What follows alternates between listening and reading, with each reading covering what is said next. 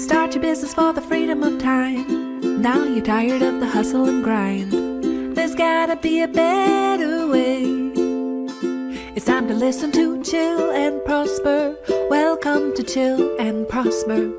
You're ready to chill and prosper with Denise Duffield-Thomas. Hi there. Hi, it's Denise here. Welcome to a fresh out of the oven episode of Chill and Prosper. And today I'm answering lots of questions about money mindset and all sorts of stuff, business. So I'm just going to jump straight in if that's okay. The first question comes from Adele Bates. Hi, Adele. Adele is a behavior and education specialist who's been in my community for a long, long time. So she's asking about managing team and about can you share some examples of navigating tricky conversations with team members? So I just want to say straight off, I'm not an expert in managing team for sure. It's not my area of expertise. But I always do say, email in any questions that you like, and I will answer to them the best of my ability. But I know you know this, Adele, because I know you're in my Money Archetypes course, that so much of hiring stuff in team is so related to our money archetypes because, and I know you're an accumulator because you've been in my community for a long time, but every archetype has different ways with dealing with team and different challenges to navigate. If you don't know your money archetype, by the way, go and do this quiz because it will be a game changer for you. And if you want to know further, I've got a course about this too. Go to denisedt.com/quiz. You get a free workshop. You get to find out what your archetype is. And often different archetypes can struggle with hiring, but also managing staff depending on their archetype and other people's archetypes. So for example, accumulators can really struggle with hiring people at the start because of the money. They're very fearful sometimes about adding expenses into the business and getting their money's worth from employees. And so then it can become a bit of a self-fulfilling prophecy of going, it's quicker and cheaper to do it myself. And then, you finally get over your hiring fears and hire someone, and then they don't do it necessarily the way you want them to do it, or not as quick, or, whatever. And then it becomes, see, I knew I shouldn't have hired someone. So check in sometimes if you're having team issues around things like that. What are the archetypes that you're hiring? And, are there any commonalities around who you're hiring all the time, and what challenges are coming up? Now, in terms of then, like giving feedback and stuff like that, this is something I really struggle with myself because one, I find it really hard to hire people as a ruler because I'd rather just do it myself. And also I can be scared sometimes about giving people feedback because as a ruler, it can come off a bit like direct and a little bit bitchy and a bit harsh. So I can struggle with that too. And I find that so many of us, we don't set up those relationships right from the start of like, what are my expectations? And like, how do I want things? How do I want things? And this has been my biggest lesson, not just in my business, but in some of the other businesses that I've had. For example, Airbnb, that's one of the businesses that I've experimented with. And one of the hardest things for me is to really communicate how the level of perfection that I want in some of the standards for Airbnb, things that might not be important to someone else, but are really important to me. And I'll give you an example of this, of feedback that I had to give, like someone who was helping me manage it, is I was like, I want someone to come into the Airbnb and like everything to be on brand, absolutely everything. And so because it was at a rose farm, I was like, the toilet paper has to be the toilet paper with roses on it. And then I'd go there and there'd be like the toilet paper with palm trees on it. And you think, well, is that big a deal? And I'm like, it is to me. Or I'd be like, the hand wash has to be like rose hand wash, or it has to be on brand. And I'd go and there'd be like lime green hand wash. Or another example was like the blanket on the end of the bed was like in a really harsh kind of way. So I had to say, everything here has to be very deliberately like feminine energy. So we can't have the harsh lines of that. It has to be soft and feminine, and it has to be Like it has to be the roses and it has to be the nice smelling things, because all of those things add up and create this like seamless kind of experience.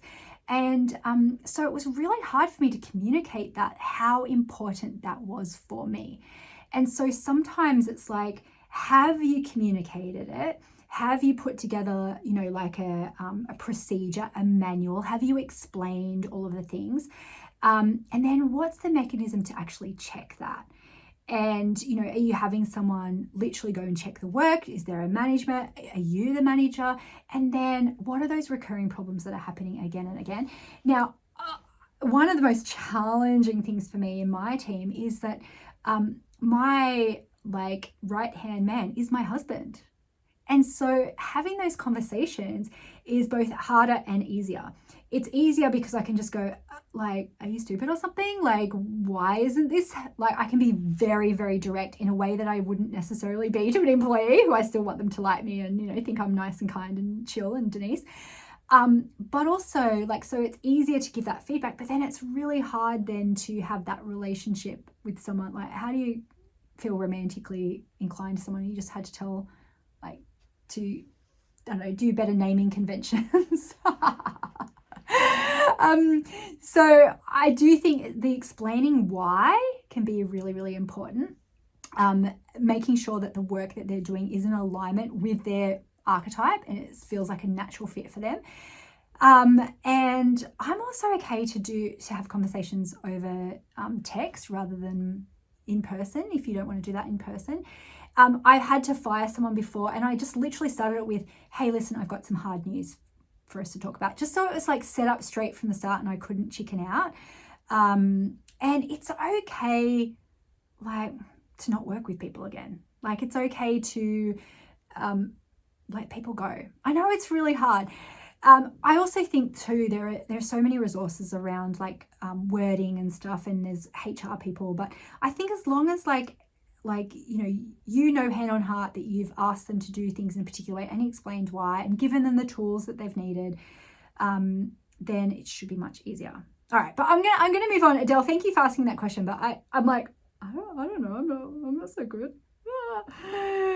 Okay, Camilla, who's a brand and business coach, she said, what would you do if you're starting a program on Monday with only one person signed up and you want 4 more, but totally lost your creativity and energy? This is perfect. I love this question because I've talked about this so much, is that when you're doing a launch, there's so many moving pieces and you're so exhausted by the end.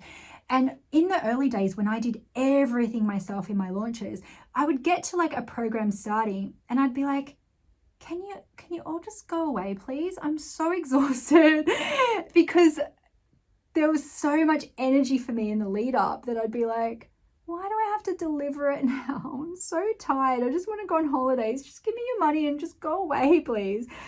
And so whether you have more people or not on this next launch, because obviously I don't know when you send this in, it's probably happened by now, it's kind of irrelevant in a way with your first kind of launches how many people you get, because you're not doing it necessarily for that initial revenue. You are planting a seed, you're creating an asset that can have ongoing value for you. Okay, so you can compound that, you can make it into an e-course, you can launch again and not have to do as much work. I think sometimes I don't know where the line is. Sometimes it's okay to say, I'm really tired, I can't hustle anymore for this particular launch. It is what it is. I'm going to have one person. That's fine. My first launch, I had one person. I delivered it. It was totally fine. Or you can go, you know what? Just spend 2 days, reach out to all those people who said they were interested. Jeff Walker, when he teaches how to do launches, product launch formula, he teaches a couple of techniques at the end. So one is sometimes, and these are all in integrity if you do them in integrity. He'll sometimes do one if you have a disappointing result, you can reopen the cart and you can just be like, hey, I've had a few people ask me if they can still join. I've opened it up for another 24 hours, especially if something went wrong towards the end, or you know that, you launched like, I don't know, I've seen this happen where someone launched during like presidential elections and then it was like, what? or like there was some big disaster that happened in the world and they just go, I couldn't send those last emails out. So you can absolutely do that. You can reach out to people personally and say, hey, I thought you were interested in joining. Was there anything that went wrong? Like, can you, like, did you have any last minute questions that I didn't get to? Totally fine to do things like that. It's 100% up to you. But I know for next time, what you can learn from that is, one, don't do everything yourself so you're so burnt out at the end that you're exhausted before the program has even started. Two, you don't have to reinvent the wheel every single time. You can like launch with what you've done so far and then use your energy, for the delivery, or to do something that you didn't have energy to do last time, rather than starting from scratch all the time. And also, it's totally okay, just to like launch again. It's totally fine. So I hope that answered your question. I'm sorry I didn't get to it in real time for you, Camilla, but I think it's a good lesson that every launch is an opportunity, to learn and grow and to go, what would I do differently next time? But I totally get that feeling of running out of mojo at the end. And sometimes you can push through it and sometimes you can't. And there's no right or wrong, right? There really isn't, but you can learn from every launch. Okay, let's answer one more question and then I'll have a quick break. So this one's Dusty. And okay, not relevant. Selling company. I don't know if this is your thing, so forgive me if not, but I would love to know more about developing a business company from the start with the long-term aim of selling it on, as proper entrepreneurs tend to do. Oh, juicy question. Well, I love that you asked this question to me because it's not my area of expertise, but it is something that I think I've learned a few maybe cautionary tales about. I've never gone into my business with the intention of selling it because it's always been a vehicle for me, my personality, my lifestyle, all that kind of stuff. And so I knew from the start, this is not a business that I would sell, because I've seen people like create a business based on their personality or their name, sell it, and then it's just super awkward. I mean, this happens a lot in the fashion world. So like Donna Karan, Vera Wang, like a lot of them don't own their name anymore. They've sold the business. Their name is still on it. So then you've got this awkward thing. And so I know they'll always want to do some kind of business like this. So there's no point me selling it. So that's just me, right? So then if you know right from the start that you want to sell a business, then there are heaps of people who teach this, like there's books about it and all that kind of stuff. So don't make it reliant on you, your energy, your personality, your face, like something like that then you can't extricate later. That's my only advice, really, because imagine if then I'm like, oh, sorry guys, I've sold Chill and Prosper to someone else. And then there's like someone else going, hi guys, it's Rebecca from Chill and Prosper. I'm like, oh, maybe that would work. I don't know. Do you understand what I mean? Like you can do it from the start. A friend of mine, Laura Rhoda, has done this many times. She's created software companies like to sell. So then she knows what are the metrics that someone would need to know to buy this company. And so because it was software, it was a social media scheduler, Edgar, social media thing. She was like, they care about like users and like, so she invested all her profits in those early years into getting more users because she knew that was a metric to be able to sell it. And she sold the business and she had that intention from the start. And so then what are those things that you need to put into place? You probably need really good systems. You'd need, like good, like a strong brand. You would need to have those metrics of users or customers, or what's the business model. So it'd be hard for me to sell a business model when I don't have like recurring revenue. It's not a membership program that I sell. And so the way you set it up could be really important. So that's just my 2 cents worth, but I would, I'd be curious if anyone's got books that they've read about this, because I know that there are experts, like who literally teach this, but you can also hire consultants that will help you comb through your company and give you things to work for. I've got a friend who is working on this at the moment with somebody. I can't remember who she's working with, but it's like a 3-year goal for her. So like one of the things she did last year is that she took her name off the company and renamed the company. So it's not her name. And So she's got like progressions to work for and things to hit, so then it can be a saleable asset. So yeah, thanks for asking me that. I always love I don't know, giving my 2 cents worth on anything, but not my area of expertise and not something that I plan to do myself. But I think it's such a cool thing to be able to think of an idea, develop it, sell it. Think of an idea. I mean, that's a really cool, if that's your personality and you love creating cool things and moving on, love that for you. Love it, love it, love it. Okay, let's take a quick break and I'll be right back with some more questions. See you in a sec. It's your time and you're ready for the next step. It's your time and you're ready for the next step.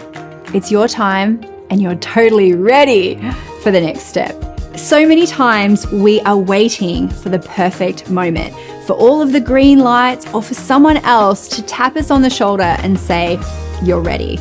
But it has to come from inside you, and you can declare yourself ready now. Put your hand on your heart and try it with me. It's my time and I'm ready for the next step. If you know deep in your heart, even if you're scared, that you're ready to let go of some of your money fears and finally profit from your skills and talents, it's time to get to work. Your next step is to come and join us in Money Bootcamp. You can work with me as your money mindset mentor and join our beautiful community so you can really give yourself permission to make money and change the world. Click below to find out more, but don't wait any longer. Come and join us today. We're ready for you and it's your time and you're ready for the next step. Hi, and welcome back to Chill and Prosper. So I just took some water and then I'm spitting all over my keyboard. The next question comes in from Jennifer Houseman, who's a photographer. And by the way, I love photographers. I have so many photographers in my community. I love you guys so much. Okay. How can I fully embody the confidence of knowing my prices are aligned with my value without feeling compelled to justify them to others? So the thing that I love about photography, which it's not relevant to a lot of industries like it is for photography, right? Because photography is such an important part of a human's life. We live in a time where we can pretty affordably document our lives in a way that we haven't been able to do before.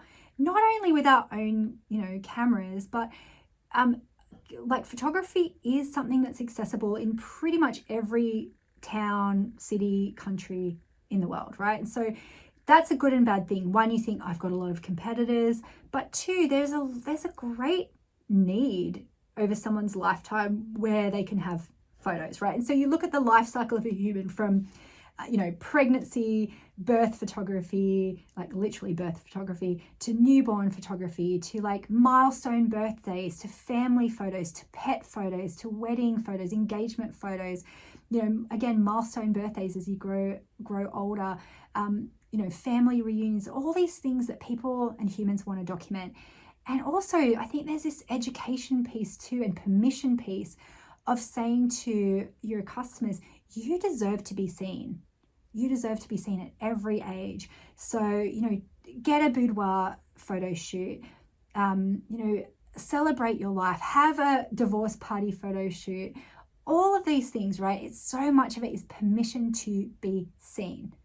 And there is a massive privilege in that of being part of people's lives.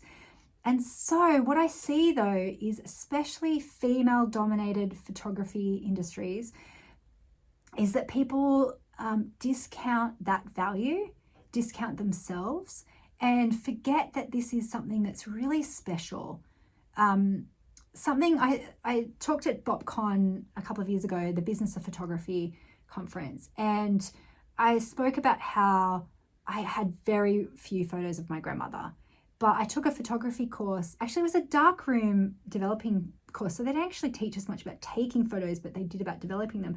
But I had to take photos and I took a picture of my grandmother's hands. And now as I'm getting older, I recognize myself in her hands.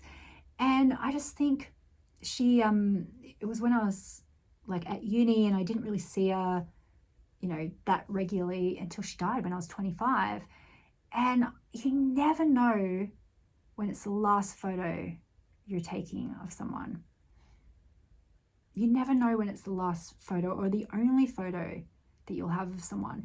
Think about all the people who lost their homes in the California the fires. There's photos there that can never be replaced.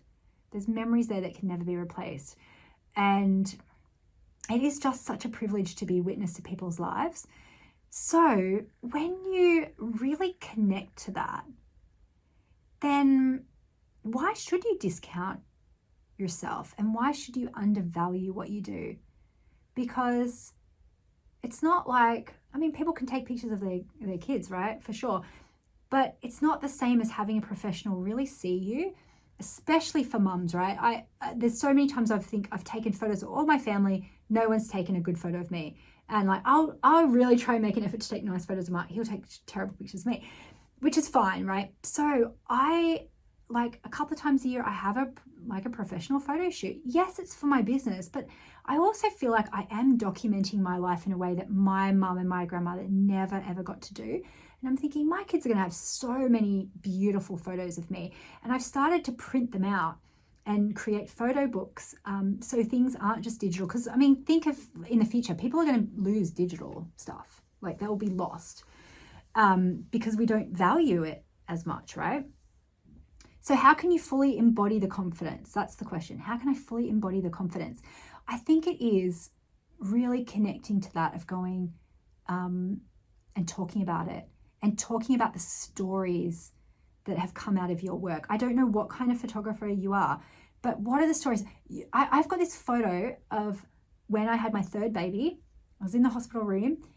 My first and second came in to meet the new baby, and I've got this blurry, shitty picture of Willow, who was 4 years old, and she's just touching my face, and I'm looking at her, and I'm so tired, and I've got my hair in braids, and I'm like, look like I'm on the verge of tears.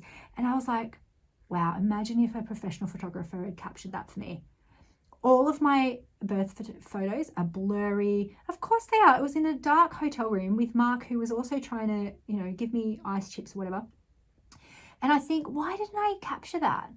And it's because I just felt like, oh no, you don't need to. I only got one maternity shoot out of all the three of them because I was like, oh, I don't need to. And so you embody that by sharing the stories. You share the stories. Think of like you don't have to, I think of like stillborn photographers and things like that. People go, that photo is so precious to me.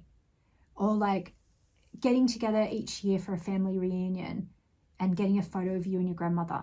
That photo is so precious to someone. And the more that you can share those stories, you don't have to justify the prices. You don't have to embody that except believing in your own work and communicating that to others so they see the value too. And that's why I think with photographers, your best advertising is just sharing your photos. You don't even have to write a lot that goes with the photos. You share and say, like put the date on it or put one word. That's all you need to do. And don't be afraid to share. Because that's your best advertising. Okay, I hope that helps, but you can see how passionate I am. And I value photographers. I value the money that I spend on photographers. Every time when we go to England and see Mark's family, always hire a professional photographer. And actually the last time we were there, I had a lady for 2 different shoots because I knew we had to get through so many people. And I value that because you never know, when are we all going to get together again? You never know when it's the last time. So okay, hopefully that helps. Just embrace it. Okay. Zenobia, mindset and life coach. Ideas on how to set pricing in my own country and pricing for clients in another country.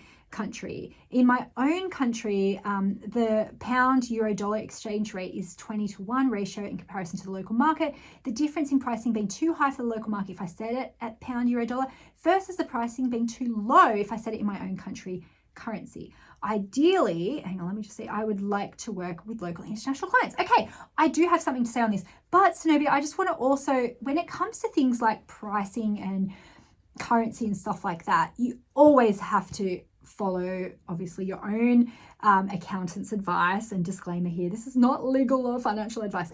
That being said, my intention with my business was always to capture the US market. That was always my intention.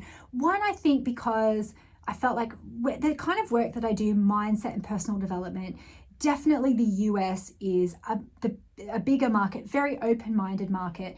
And it's just how it worked out in my business. And so it was very natural for me then to charge in US dollars because, no offense, Americans, but you don't always understand other people's currencies. Whereas most people from other countries, we get US currency, right? And so I always think a confused mind says no. So if I'm going for a US market, I'm going to charge in US dollars. However, that doesn't mean I do that for every single thing that I do. So occasionally, once a year, we might do a special offer for a local currency offer. Okay, I'll tell you how this works logistically. So it's really cool now that with ads and stuff, you can target for countries or you can geo-target things. So once a year, we'll do like join Money Bootcamp and you can pay in Australian dollars. It is still the same. I'll come back to this in a second though. The price is still the same as if it was in US. It's just that they're avoiding the currency fluctuations over like a payment plan, for example. US dollar could go up, it could go down. And people didn't like the uncertainty of the payment's going to be a different price every time. So we could do that and set it up. That being said, this is where it gets a bit complicated. I'm supposed to charge tax, GST, to Australian customers.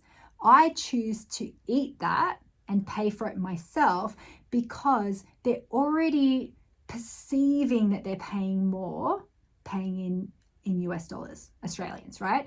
So even when I charge them in the local currency, I don't charge that GST. Well, they can still claim it, but I actually basically take that 10%.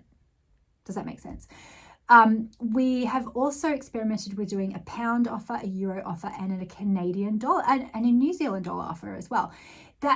And like you can find a reason for it. You can do like an end of financial year sale. You can do like whatever, because a lot of countries have different financial years.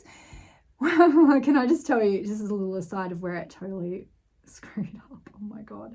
So I did a filming day and Mark got me all these different flags. So he was like, let's batch it up where we can be like, hey, Brits, pay in pounds.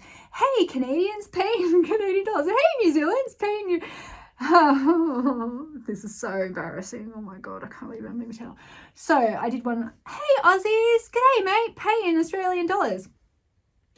So we normally do this in January, in the first week of January. We changed our launch schedule. And it just happened to be the same week of our very controversial in Australia, our Australia Day celebrations, which I know a lot of other countries have done this as well, where it's actually more of an invasion day. It's a day that is very painful to our First Nations people in Australia. And there's always big debates about changing the date. And it just like, we'd filmed the videos like, you know, the year before. It just didn't twig for us that we'd be promoting that in that same conversation. So then here I am looking like Pauline Hanson, for those of you in Australia who know she's like a MAGA kind of person with the Australian flag, and it's superimposed behind me going, hey, Aussies, pay in Australian dollars. And of course people are like, this is a really insensitive, Denise. I can't believe you're using this painful day to promote your business. And I was like, oh, I'm really not, like, no. So anyway, that's just an aside of like one of the most embarrassing bloody experiences I've ever had around that.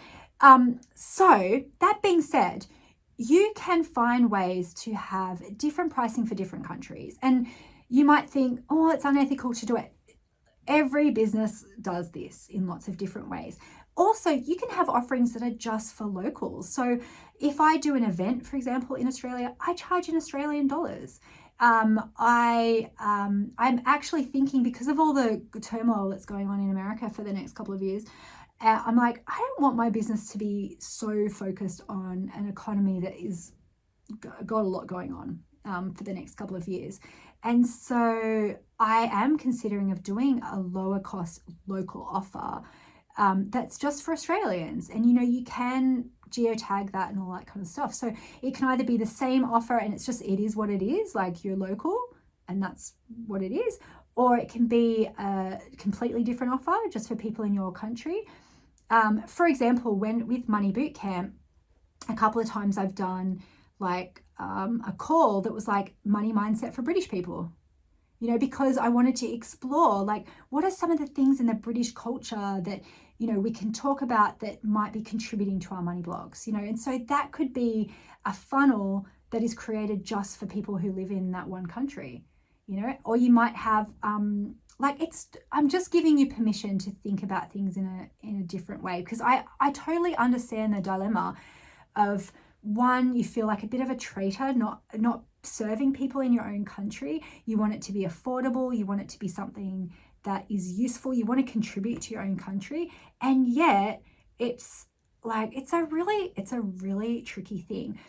I would say too, there are a couple of if I put it into a different industry, like fast moving consumer goods industry, for example, there are some companies like I don't know, who make soap and all that kind of stuff.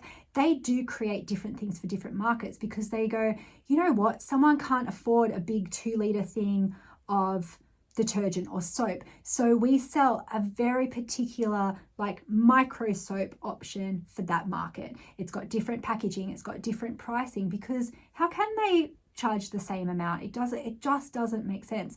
So go and see how it works in different industries. And it's your business at the end of the day. It's totally fine. There will be times that people will complain about it, or they go, why can't I have the local pricing? It just is what it is. I was even on holidays recently, and like locals don't have to park, they don't have to pay for parking at the beach because they pay taxes to that community. Me as a tourist, I had to pay parking. That's just how things work sometimes. Some business have off-season pricing or something like that. There are ways that you can do it. So thank you, Zenobia, for asking that question. And I hope that was, I hope it was helpful and you got some advice about how you can do it. Your business, your rules. Okay, let's take a quick break and I'll be back with some more juicy questions in a minute and a half. So bye.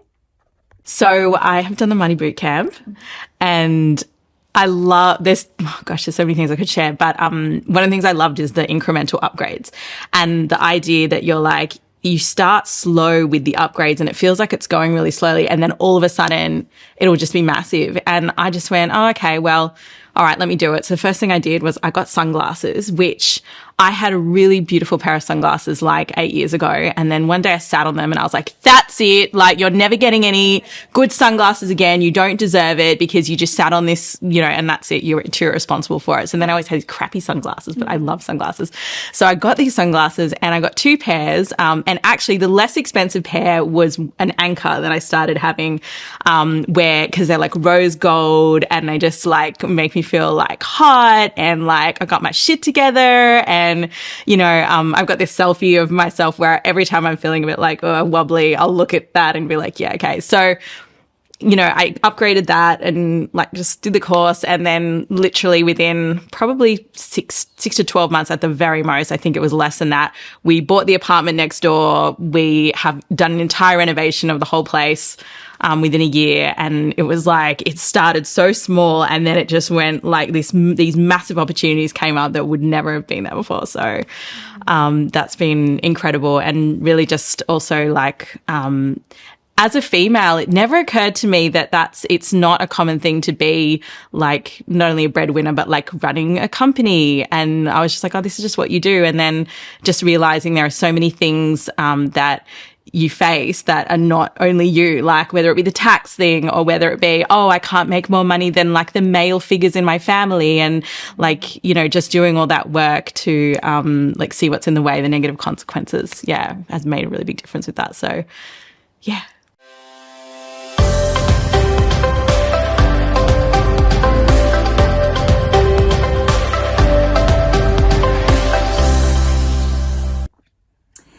Okay, welcome back. I just have one final thought actually that I just thought about the Zenobia thing, and it totally depends on where you live. Like if you're in a country that does have a much lower GDP, you can actually put this into your marketing and branding, that for every, course sold or whatever, it actually is a scholarship or subsidizes someone in your own country.